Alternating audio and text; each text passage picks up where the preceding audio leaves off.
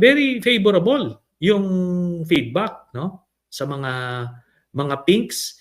Of course, merong mga outspoken na sabi ko nga, ang category purist, no, na mas importante sa kanila yung sensitivities nila than the national interest, or baka sa kanila they don't see a national security threat sa pagbabalik ng mga Dutertes.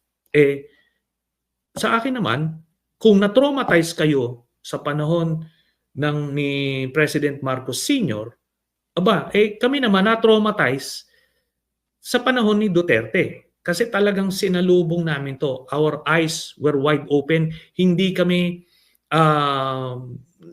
nasa ibang bansa or just parang part-time lang yung pag-engage sa politika. No, we were in the thick of things